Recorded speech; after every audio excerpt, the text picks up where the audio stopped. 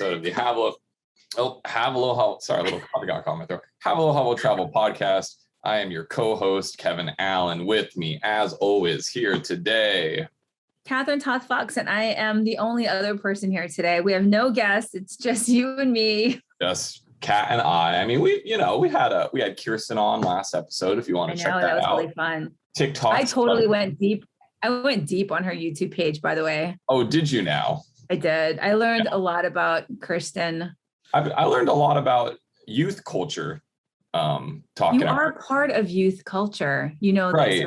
You're not wrong, but I feel like they talk in a different way. Like, I don't know. You know, every generation I feel like has its own slang. I felt like when she was saying some words and stuff, I was like, wow, I actually don't even know what that means. You know. So like what? Like using cringe a lot, but in like ways that I'm not familiar with. I was talking to my girlfriend's 14-year-old brother, and he was saying some stuff that I'd literally never heard of before. So that's a lot of fun. Just like this episode of the Have Aloha Travel Podcast, episode number 67. I know. We are here. Amazing. I know, amazing. We're getting close to 3 years. That's right. We're getting there. I mean, I think you're maybe still employed. That's amazing. Next March, I know. But yeah, one of these days it's just going to be Kat, and then you'll know what happened. Just me. Before we get into the podcast, though, we should say a couple of things. One, thanks to all of you who listen. I know we have some regulars who tune in every other week. So thank you very much for tuning in. Thanks for subscribing. If you haven't, please do so.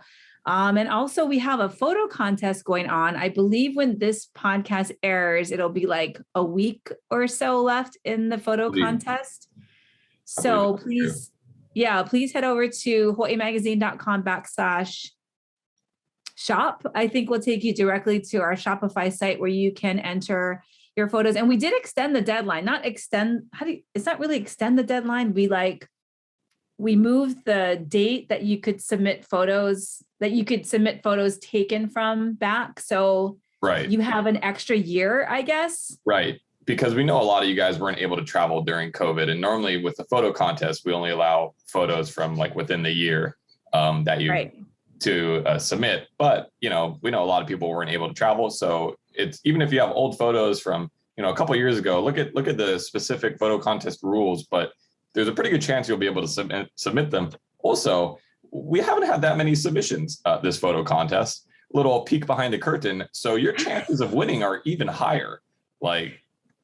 Yeah. And, you know, every year we give away basically a free trip to Hawaii. So this time around, it's to Oahu. You get 2 round trip tickets on Alaska Airlines, really to anywhere Alaska Airlines flies, and a 4-day, 3-night stay with an ocean view suite, FYI, at the Embassy Suites by Hilton Waikiki Beach on Oahu. So, I mean, it's worth it. Let me look at the contest. It ends on October 17, but you can go back and send us photos that were taken all the way up until January 1st, 2018. So almost 2 full years before COVID. Right.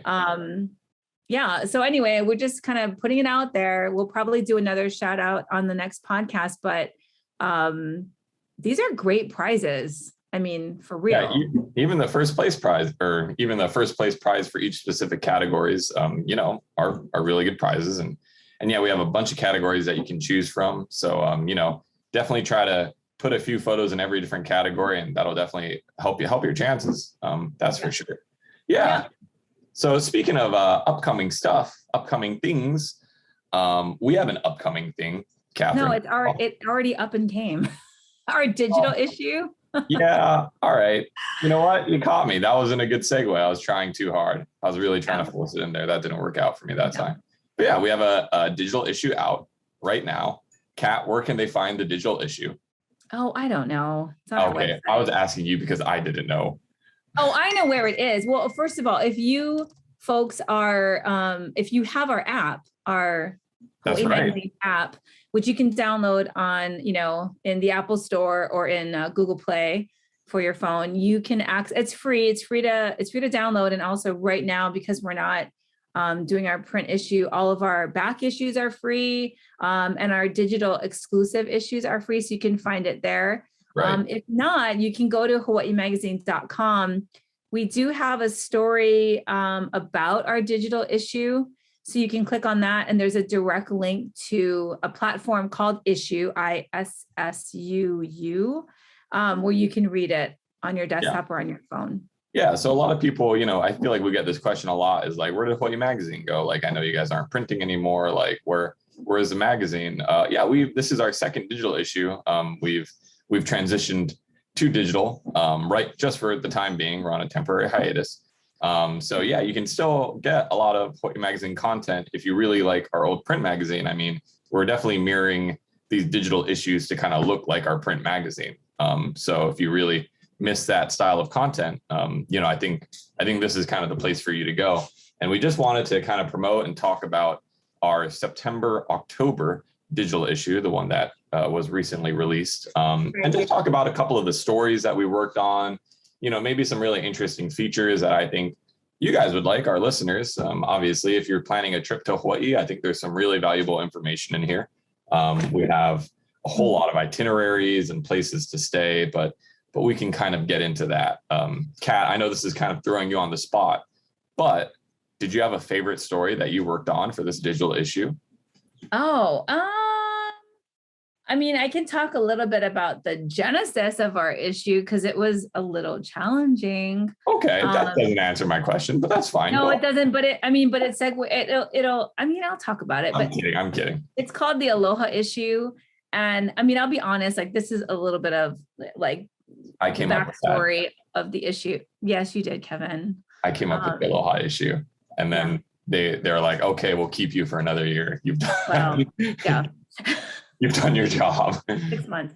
I think so. It was challenging because when we were in production for this,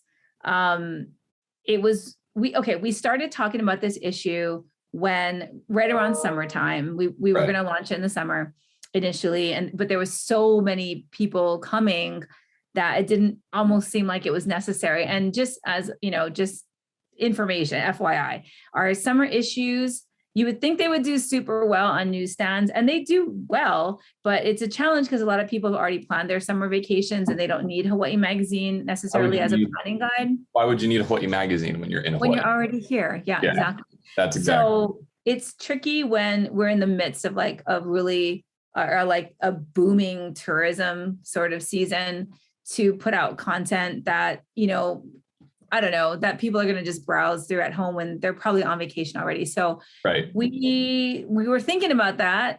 We weren't sure. I think none of us really anticipated how busy summer was going to be in Hawaii. It was busy. Oh yeah. I mean, there's definitely a part of it to where like we'd been in COVID and lockdown for a long time. So maybe we forgot what it was like to have a lot of people on island, but also there was a lot of people, like a lot more than, I like to think it's more than normal, but when you look at the numbers between like how many people are flying in now versus like peak travel before COVID, I think we're actually still below that number right now, but it's a lot of people. It's a different like diversity of people. Right. I think the US traveler is very different than an Asian traveler, for example. Right. A lot of it is because when visitors from China or Korea or Japan come, they do tend to be in groups, and they do tend to get on a bus and get sort of, driven around to all the popular destinations. When you have US travelers who are really comfortable traveling, obviously they speak English, they're what we call free and independent travelers. They just go everywhere. Right. So I think we've saw more visitors than we normally would, and they were kind of everywhere. Yeah. And bringing that back kind of to the issue, I remember for a long time with the cover, we were trying to figure out what the cover line should be. We were thinking about the welcome back issue. That was the original cover line because COVID cases were getting pretty low at the time when we were thinking of that cover line. We thought, there was like that weird 2-week period where everyone was like, okay, I think it's over. I think COVID's done, and then that wasn't the case, obviously. Oh. But we were thinking about the welcome back issue, and then we saw all these people here, and we realized they're already back. Welcome them back. They're already back. Yeah. Exactly. So that's kind of where the impetus for the cover line, the Aloha issue. because we want to welcome you back, but we also, Aloha is such a, I think this is how I was pitching it to you guys. Aloha can be such a vague term. It can be aloha for coming back, just aloha for being here. Aloha is, for goodbye, and also just showing aloha to the island, to the residents, and showing that kind of respect, which I know is kind of like a hot topic right now, especially in Hawaii tourism is like, or travel, it's showing respect for the island and the residents. So we kind of wanted to cover almost all of that just with the aloha issue. That simple. Oh, yeah. And it was interesting because, part of what the purpose of this issue was to help people plan their Hawaii vacation. We understand a lot of people had to cancel their trips back in 2020. People postponed it. And then there's this pent up like demand to get out and do something. And Hawaii has always sort of had, up until the Delta variant, very low positivity rates. We've had very low COVID cases. So we became sort of like an ideal destination. We're still within the United States, right? So our travel program with the state was doing really well. So, it was like, it seemed like a good time. And then the Delta, so we're in the middle of putting this thing together. And then the Delta variant, like just throws it off. And we see we're seeing numbers. At one point we were hitting like 1,000 new cases a day. Yeah. It was kind of blowing our minds. And then we were like, oh my God, are we going to go back to another shutdown? How can we publish an issue if there's going to be like a shut? Like it was like literally day to day that we didn't know what was going to happen in Hawaii. Like we just didn't know. Yeah. But it was crazy. I know you were just a ball of anxiety. Yeah. Well, and then the governor comes out and it's like, okay, don't come to Hawaii, like unless you've got essential business purpose to be here. And I'm like, oh, great. So now we're going to tell people like, we want you to come, but not right now. Like that's not a cover line. I think just speaking of the content of the magazine, I think your editor's letter, it was a really interesting read where you did kind of have to tackle this very specific and kind of, complicated situation. So I really recommend if you do check out our digital issue to read the editor's letter. I think it really does cover, I don't know, I thought it was very well written and it was a very hard topic to handle. So, if you kind of want to get into the mind, I guess, of what it's like being a travel magazine editor in a place where the governor literally said, don't come here. I know. Also, we're not shutting down businesses and you still got to support businesses. And, Hawaii's economy is still very dependent on visitors. Right. If you want to see that kind of mindset, read the editor's letter. I think this is a good time to start talking about what's in the magazine. As you can tell, there was a lot going on in the planning of it. We're still not fully comfortable with the making digital issues. There was just a lot of aspects going on, but I think in my unbiased opinion, I think the issue came out really well. I think we have some really great stories in here, especially for people planning their trips and looking at things like alternative accommodations. That's a big one that we wanted to tackle, as well as just alternatives to very populated and very crowded visitor attractions. So Kat, what do you want to jump into first? Did you have them? We address, so anybody who's planning a trip to Hawaii either this year or next year, and mind you, things are going to change all the time.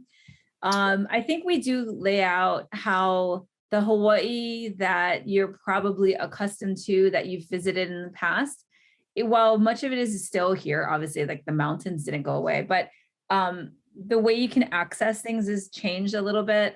There will likely be more reservation systems, I would imagine, in place, even beyond this podcast. And we already have that. You see that at Haena State Park on Kauai. You see that at Hanauma Bay. And I think those kinds of structures are going to be something the new visitor needs to just get used to. Also, COVID has made things sort of complicated. We have, we still have a mask mandate. We have an indoor and outdoor limit on gatherings. No weddings right now. You can't have a wedding or a funeral. Oh, and you need your vaccine card to get into restaurants. You need your vaccine card. I actually had to do that recently. Really? Yeah, I went to a bar with a couple of friends and they asked us at the door for our vaccine cards. And fortunately, I had brought it, thought it might have, I think it went into place like that, Monday or something, or that week. And yeah, you have to show your vaccine card, or yeah, you can show a picture of it on your phone as well, or you can use the app. Right. I think there's an app in place for it now, but yeah, there's a lot going on. There's a lot of changes. So that was addressing the issue. And then we did talk about, alternatives. So, I think our two main features are about that. We looked at really popular visitor stops on Oahu, like Leonard's Bakery. I mean, I think we've talked about this like at length, but there's the line now is ridiculously long. You're like you're a somewhat of a regular at Leonard's. Oh yeah. And pre-pandemic, the lines weren't never that long. I mean, part of it really is long. Yeah, part of it is they don't allow as many people inside the bakery because of social distancing requirements. But even then, like it goes like around the bakery and like up the street. It's crazy. The street. Yeah. So that's kind of, I think, the jumping off point for that story. So we thought, okay, here's a really popular place, or Hanauma Bay. It's hard to get. It's really hard to get in that reservation system. I mean, it sells out in seconds sometimes. Right. It's insane. So if you can't get to Hanauma Bay, or you can't get to Leonard's or whatever, we came up with alternatives that are just as good, if not maybe even surpass. Right.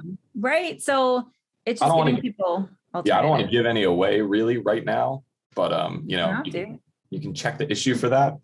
But I definitely, if there's one I want to give away, it's the one that I got to surf at. That was fun. We both got to surf there. We both got to surf. Yeah, this was my favorite part of making the issue is that, so, a lot of times people recommend going to Waikiki Beach to learn how to surf, but, Waikiki Beach is always crowded, always super packed. But now more than ever, I mean, pretty much all surf spots on island are incredibly busy. So we recommended to go to White Plains Beach, which is kind of not super far down the West Coast, but just kind of right there. Which was never been before, right? I had never been before, and I gotta say, it was super fun. And definitely not as crowded. I mean, there was people there, but it was not as crowded as Waikiki. And the parking was easier. There were so many stalls in the parking lot. They had a shower and all that kind of stuff. I thought it was a really great alternative, and definitely kind of what I was thinking for that piece. Also, I got to surf for like an hour and a half in the morning, and that was really nice. We both got to surf. I've surfed. Oh, Ami. Hello, Ami. Gosh, she always knows when we're recording. I feel like she's looking for her moment in the spotlight. She is. Ami, you got to go. She doesn't know anything about alternatives. You're starting to look like Ami, by the way, like your hair. Oh, yeah. We kind of match, don't we? Yeah, a little bit. Do. She is my child. So that was super fun. I've actually got to surf with you a couple of times for work, which is weird.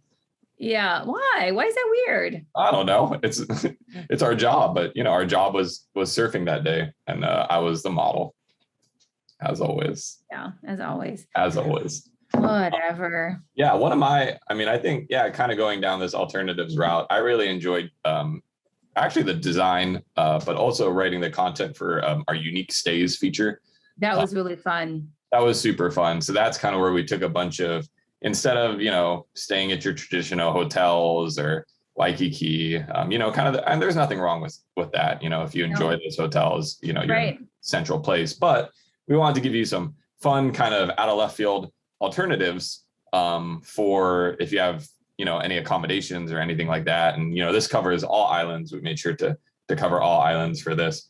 But I just want to say our designer, Christine Labrador, she did a fantastic job on this piece. I thought it looked really good, really sleek.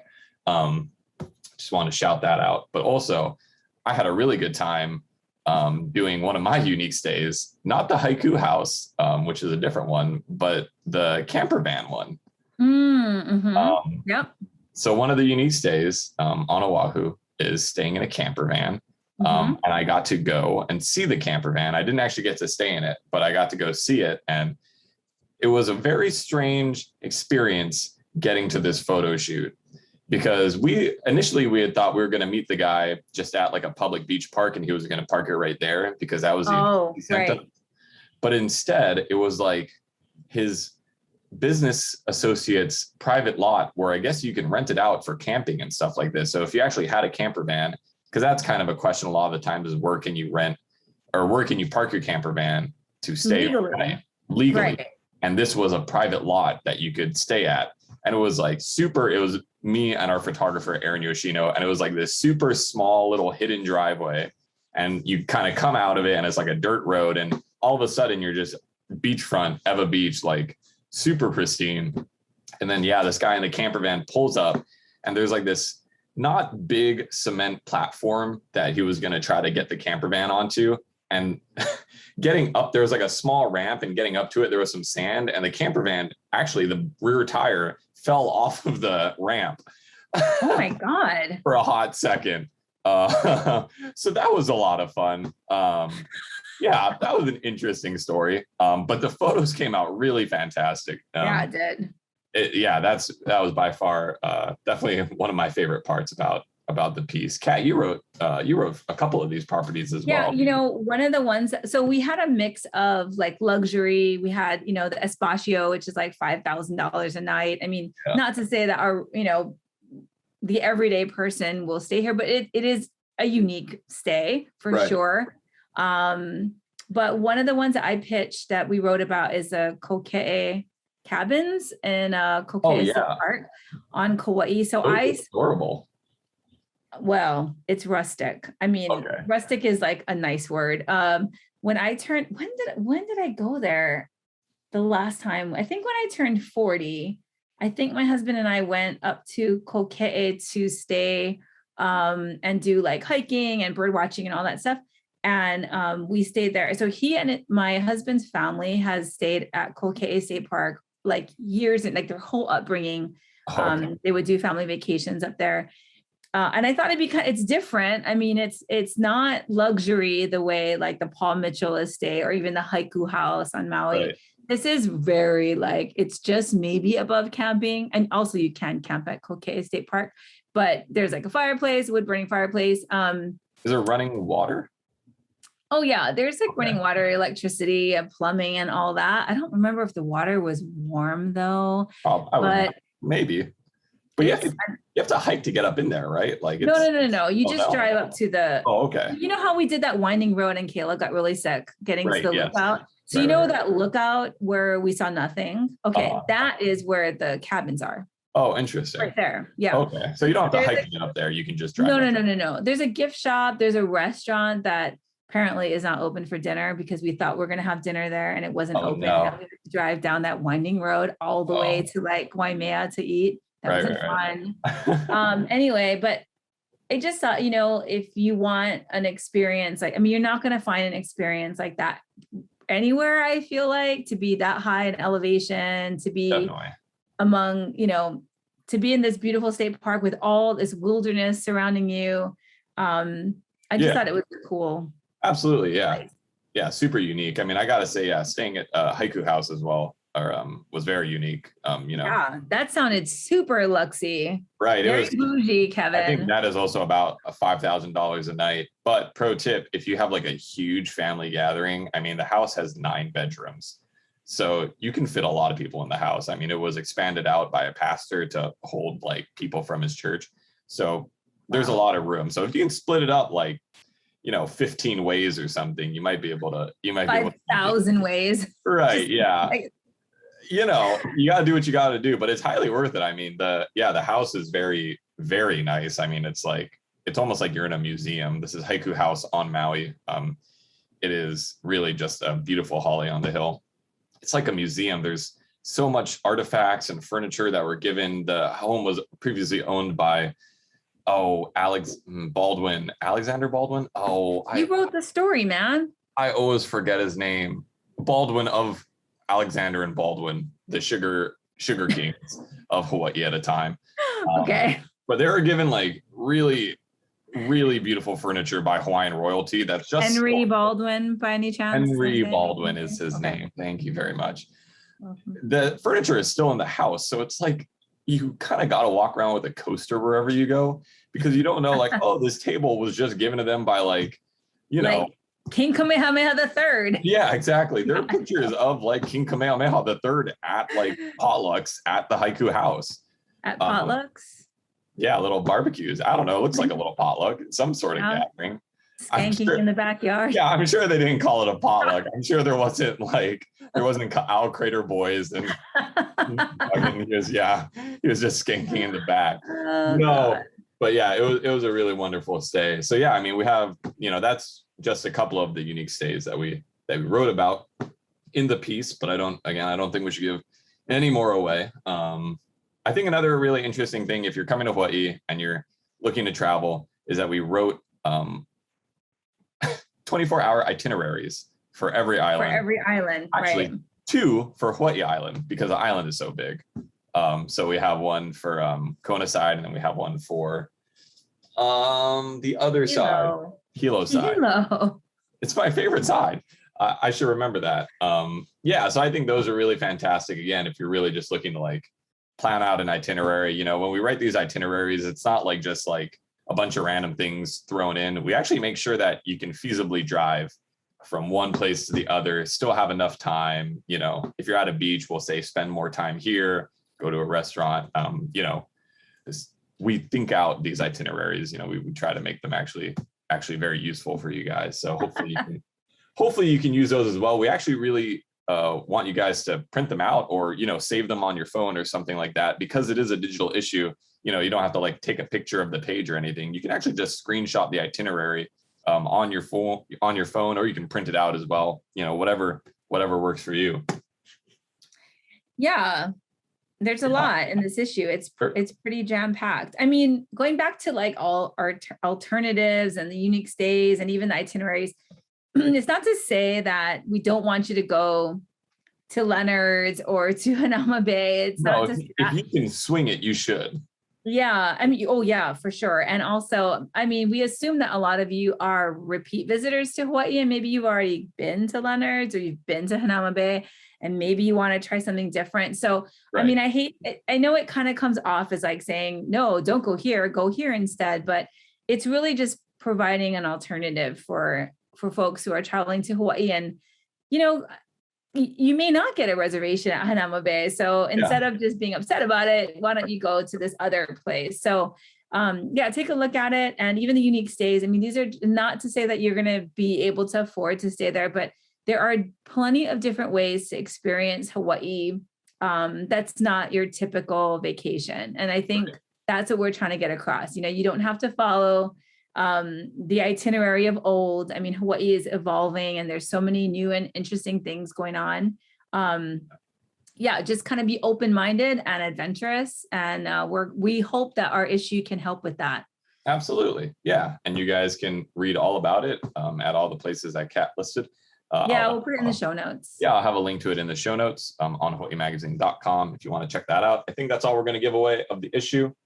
That's all. That's it. That's all you'll get. That's it. Are we done? We're done. We are done, son. Thank you all so much for listening to yet another episode of the Have Aloha Will Travel podcast. Please be sure to rate, like, and subscribe us on whatever social media platform you're listening to us on, whether that's iTunes or Spotify or SoundCloud. Give us a like, give us a comment. It helps us know if you guys are enjoying the podcast. Absolutely. You can always send me questions for anything at Kevin A at HawaiiMagazine.com. We might do another Q&A episode here pretty soon if we get enough questions. We always want to do that kind of content for you guys. For sure. And you can find all of our content, all of our articles, everything we do digitally at HawaiiMagazine.com. We have all of our social media platforms are at Hawaii Magazine. That's Instagram, that's Pinterest, that's Facebook, that's everything. And right now we're doing our Reader's Choice voting. So go online, HawaiiMagazine.com, and vote for your favorite hikes and spas and surf breaks and whatever. Those results will be published early next year. So please do that and vote for your favorites. It helps us come up with content if we know what you guys are interested in. So the more feedback we get from you, the better the content can be. So please vote. Please vote, and please enter our photo contest. And the link for that will also be in the show notes as well. So hopefully that is convinced you to read our digital issue. Thank you guys so much for listening to yet another episode of the Have Aloha Will Travel podcast. And we will see you all again see or talk to you all again in 2 weeks. Okay. All right. Mahalo. Bye-bye. See ya.